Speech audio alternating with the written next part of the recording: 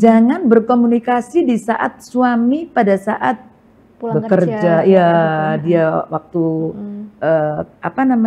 sibuk dan sebagainya, atau pas lagi bete ya, Iya, nggak betul. pekerjaan lagi ada masalah Iya, dan betul. sebagainya, maka itu tidak akan menjadi komunikasi yang maksimal kepada suami. Oleh sebab itu istri pun sangat mempengaruhi terhadap suami. Iya, betul. Karena ucapan istri ini akan mendoktrin setiap hari. Dia hidup 24 jam dengan kita. Ya.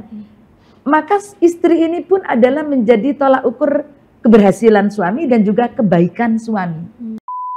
Nah, kalau pasangan kita sudah saling ridho, maka walaupun belum dikasih karunia anak dulu, kita masih ridho saja. Ikhlas. Saling mengingatkan, kalau yang satunya resah, suaminya mengingatkan, ya dek, ini kan masih Allah masih nguji kita.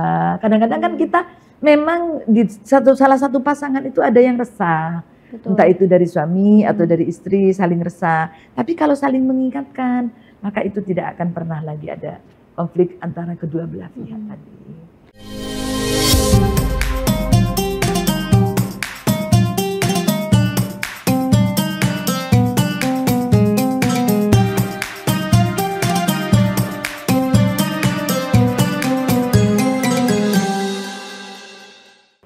Assalamualaikum warahmatullahi wabarakatuh. Tribuners, podcast Ramadan Wanita dan Islam kembali menyapa Anda. Tentunya menghadirkan diskusi yang menarik dengan narasumber yang istimewa. Kali ini bersama saya Vika Ayu. Hari ini kita akan membahas topik tentang keluarga, membangun keluarga dalam Islam. Membangun keluarga dalam Islam adalah sebuah proses yang mencakup aspek spiritual, emosional, sosial, dan moral. Islam memberikan pedoman yang sangat jelas tentang bagaimana cara membentuk keluarga yang harmonis, saling mendukung, dan penuh kasih sayang. Lalu apa saja sih cara yang dapat diambil untuk membangun keluarga dalam Islam? Nah, untuk mendiskusikan hal tersebut, Tribuners telah hadir di studio Tribun Jatim Network bersama kita semua. Mari kita sambut Ustazah Nurhinda Mujib. Assalamualaikum warahmatullahi wabarakatuh. Waalaikumsalam warahmatullahi wabarakatuh. Alhamdulillah ketemu lagi, ada kesempatan lagi untuk saya dalam materi yang lain di dalam podcast kali ini. Mudah-mudahan ke depan bisa mendapatkan pemanfaatan ya, wawasan yang diskusi bersama kita.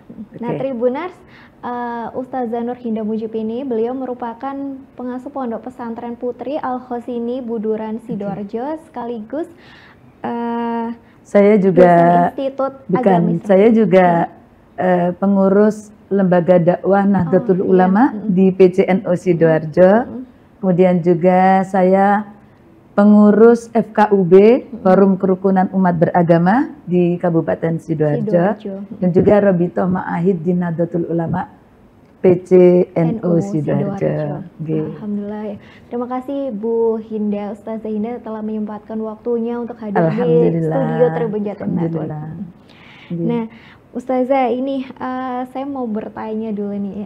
Sebelum berumah tangga itu kan kita perlu memiliki niat ya, niat yang ikhlas. Nah, bagaimana sih Ustazah cara supaya kita memiliki niat yang ikhlas untuk berumah tangga? Misalkan kan kadang ada ya orang yang memilih menikah itu hanya untuk misalkan sekedar sudah capek ya ditanyain gitu loh Ustazah. Nah, padahal kan enggak boleh ya, kayak menikah itu benar-benar memang sebuah pilihan tapi dengan niat yang tulus. Pertama yang harus kita bahas ya tentang masalah bagaimana rumah tangga, pertemuan antara seorang laki-laki dengan seorang perempuan atau seorang istri, seorang ayah, atau seorang suami atau seorang ibu gitu ya. Nah, dalam Islam itu tatanan itu sudah diatur baik dalam Al-Quran maupun dalam hadis Rasulullah Muhammad Sallallahu Alaihi Wasallam. Oleh sebab itu, pertama yang kita bahas adalah calon suami. Calon suami ini tentunya yang pertama adalah benar-benar niat di dalam menjalankan sunnah Rasul ini. Karena orang yang masuk dalam jenjang hilang singlenya, masuk ke dalam double ya, antara ini kan sudah punya niat yang benar-benar ikhlas karena Allah. Oleh sebab itu Rasulullah di dalam sebuah hadis juga bersabda, harus benar-benar dia mampu untuk melaksanakan sebagai kepala rumah tangga. Oleh sebab itu pertama yang ditanyakan adalah, kamu punya mahar? Pada saat Sayyidina Ali datang dan akan meminang terhadap Sayyidah Fatimah, maka ditanya maharnya apa. Tapi ingat, bukan berarti Islam itu pandang harta. Bukan. Tapi ini adalah menunjukkan niat dari laki-laki tersebut tidak mempermainkan terhadap wanita yang akan dia nikahi. Itu adalah tujuannya mahar. Oleh sebab itu mahar pasti ditanyakan. Tapi kembali lagi, walaupun mahar itu ditanyakan, bukankah Sayyidina Ali tidak mampu apa-apa dan dia menjual baju besi perangnya.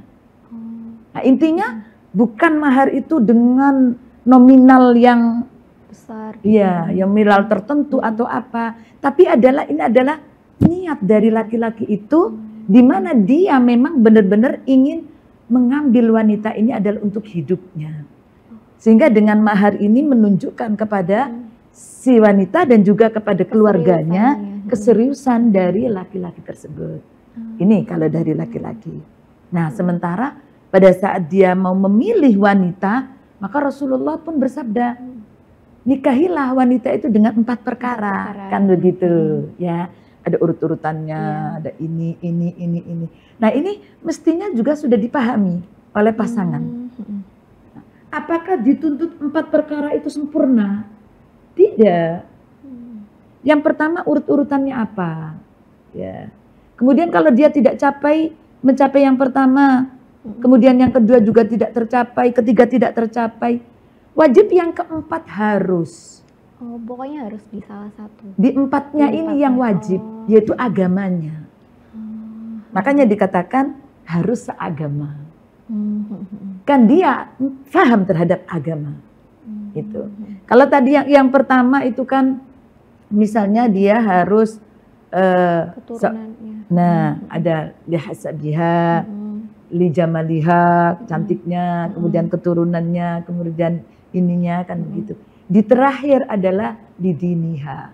Agama ini tidak bisa ditawar-tawar. Ya katakanlah yes gak apa-apa ini nilai kecantikannya 7. Nah berarti lewat gitu. Atau dia kok jelek banget ya, tapi aku kok sayang sama dia karena akhlaknya bagus, karena dia bisa membawa saya dekat pada Allah, karena dengan dia saya merasa comfort hidup ini dan sebagainya. Nah misalnya, tapi kok ini yang terakhir adalah agamanya tidak bisa ditawar. Oh agamanya nggak bisa, itu tidak bisa ditawar.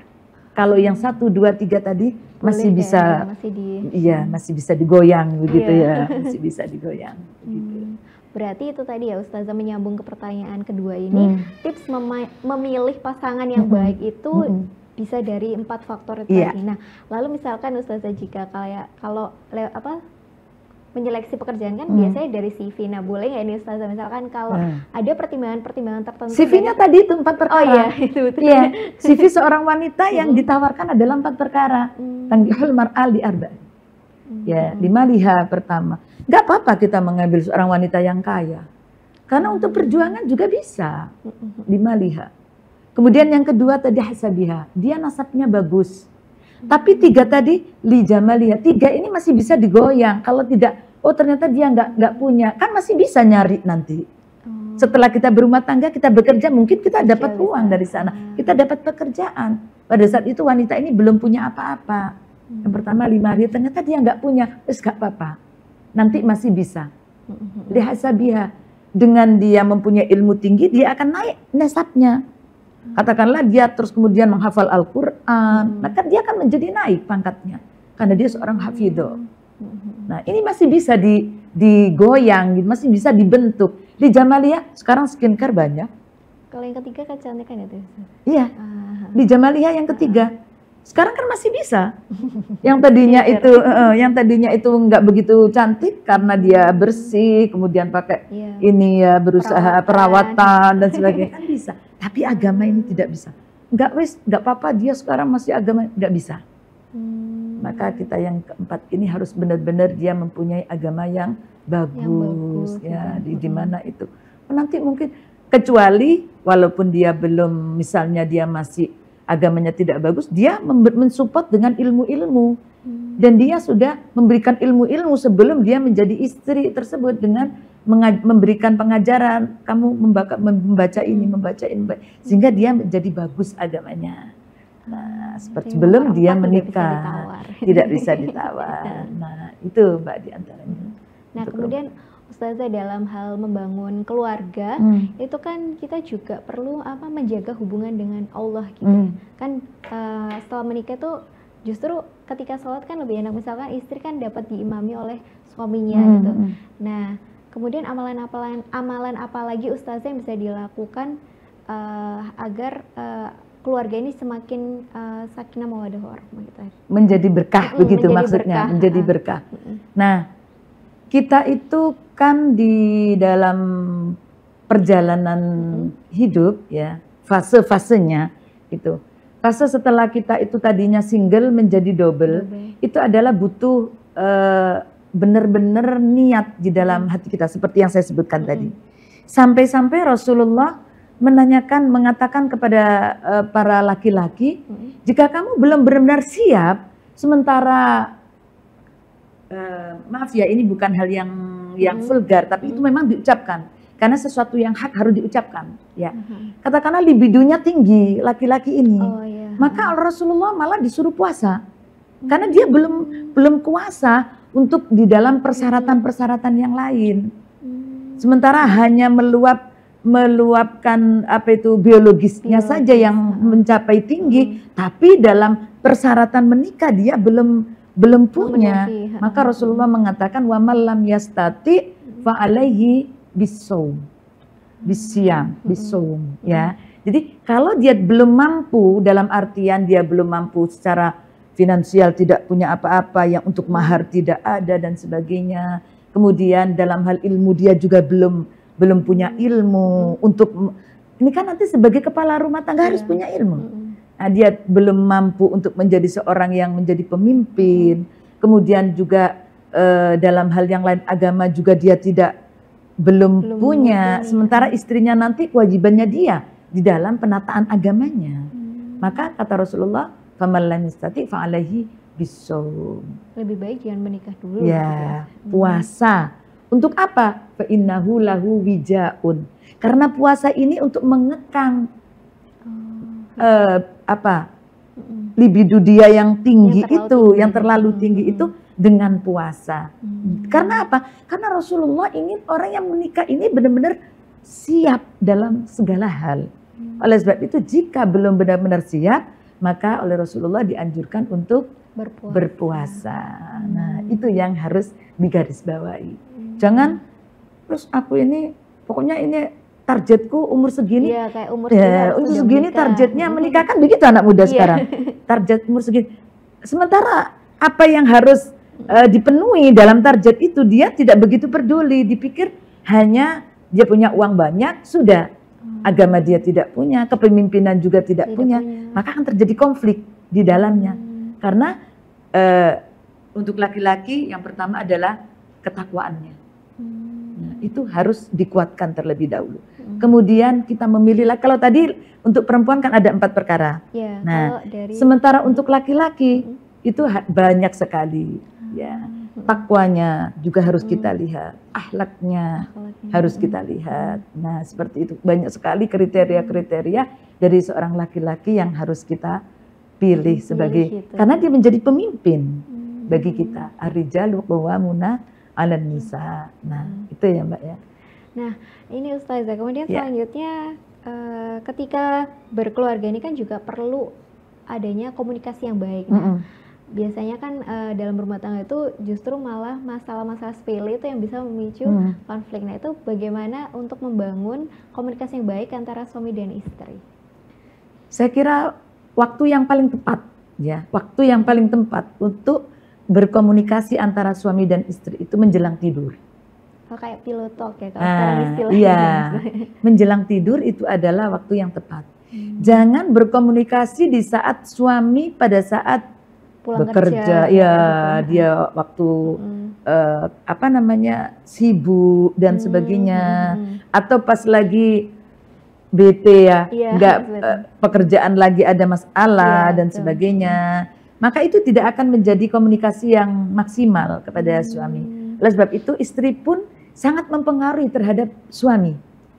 Iya, betul. Karena ucapan istri ini akan mendoktrin setiap hari. Dia hidup 24 jam dengan kita. Ya.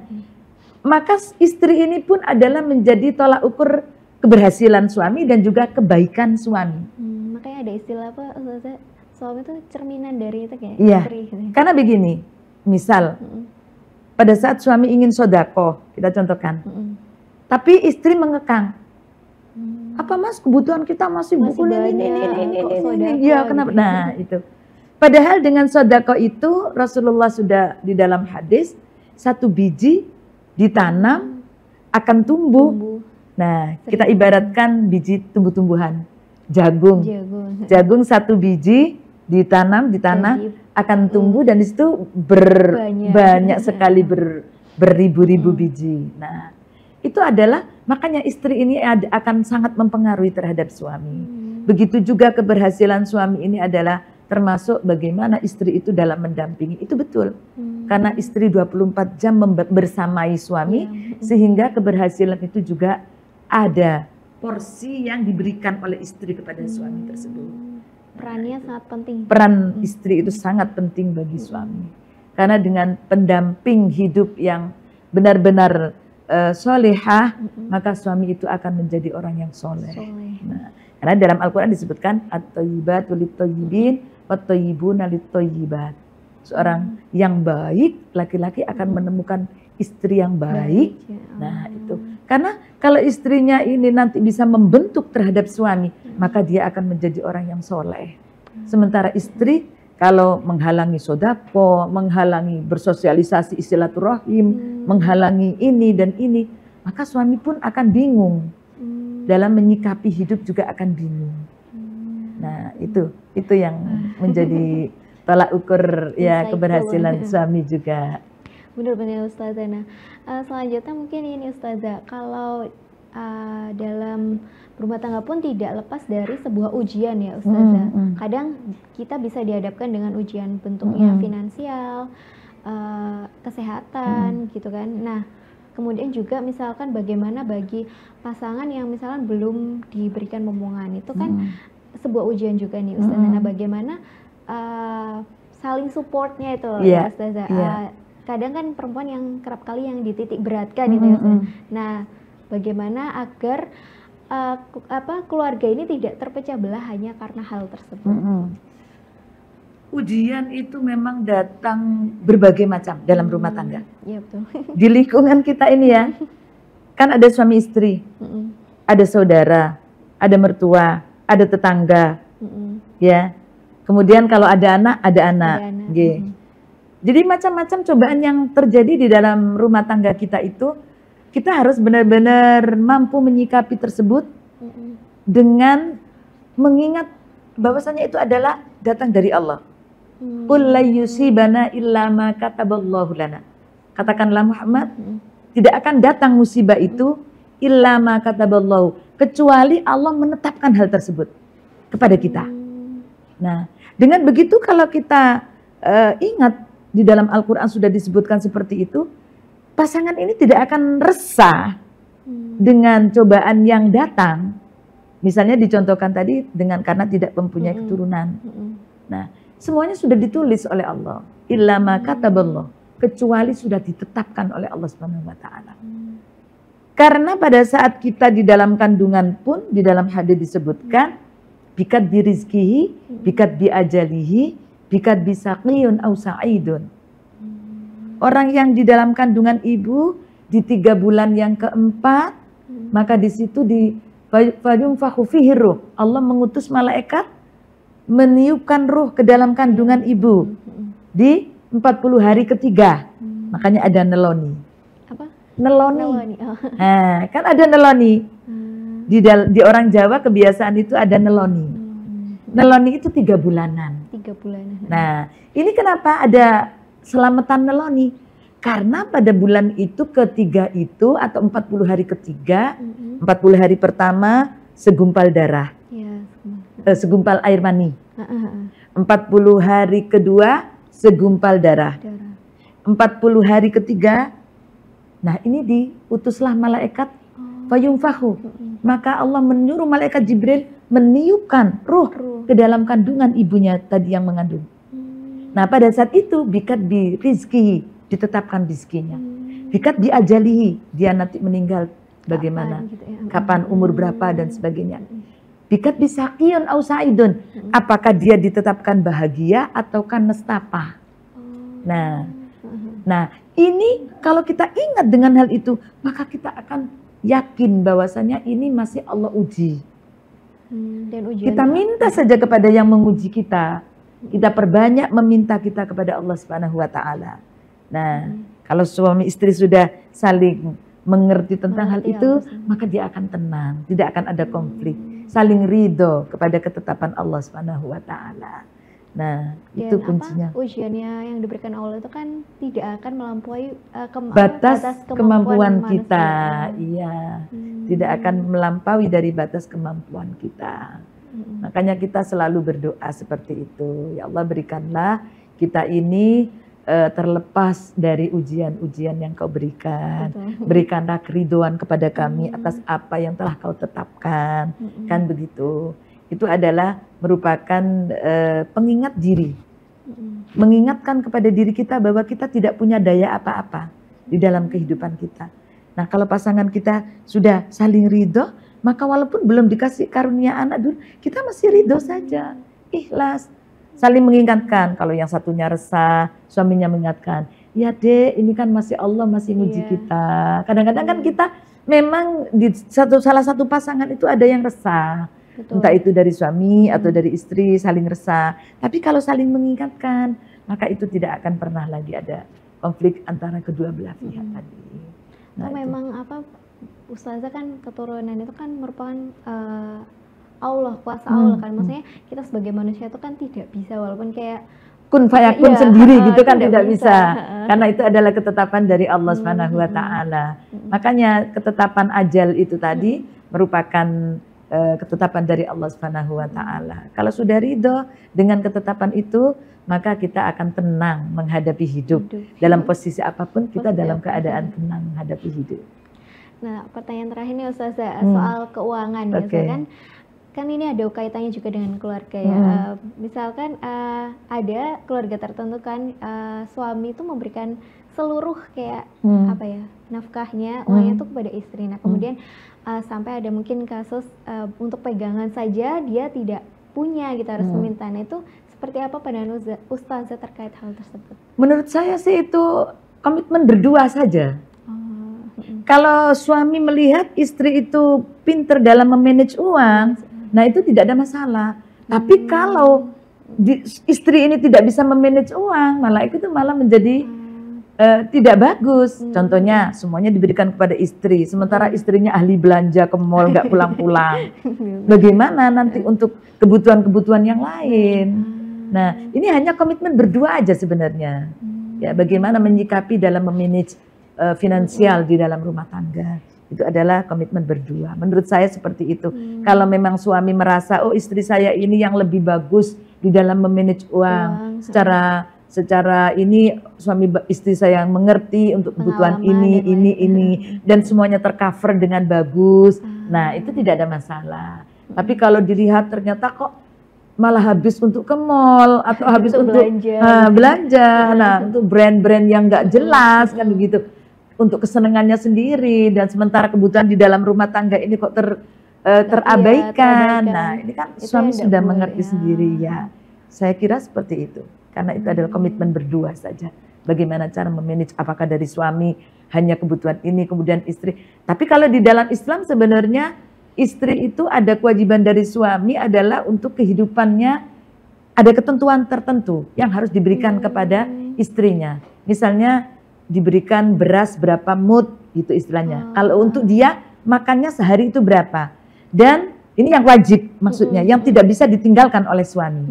Nah, kalau masalah honornya diberikan istri, pengelolaannya, nah itu komitmen berdua aja. Tapi di dalam Islam ada hal-hal tertentu yang bagi suami yang mengatur untuk memberikan nafkah kepada istrinya ini secara agama, itu ada.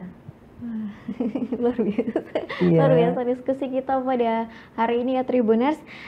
Sedikit kesimpulan dari saya dari obrolan saya bersama Ustazah Hinda, bahwa dengan mengikuti prinsip-prinsip yang ada tadi, seperti berbekal niat yang ikhlas, kemudian sabar menghadapi ujian tertentu, dan memiliki komunikasi yang baik, insya Allah keluarga kita semua dalam Islam dapat menjadi keluarga yang penuh kasih sayang, berkah, dan terhindar dari hal-hal yang tidak baik gitu ya. Terima kasih Bu Hinda atas wawasan insightful-nya ini. Mudah-mudahan kali yang lain kita masih bisa berdiskusi dengan tema-tema yang lain dan bermanfaat. Amin ya Allah. Terima kasih Tribuners yang sudah menyaksikan podcast kita pada hari ini. Jangan lupa saksikan terus podcast Ramadan Wanita dan Islam hanya di Tribun Jatim Network. Assalamualaikum warahmatullahi wabarakatuh.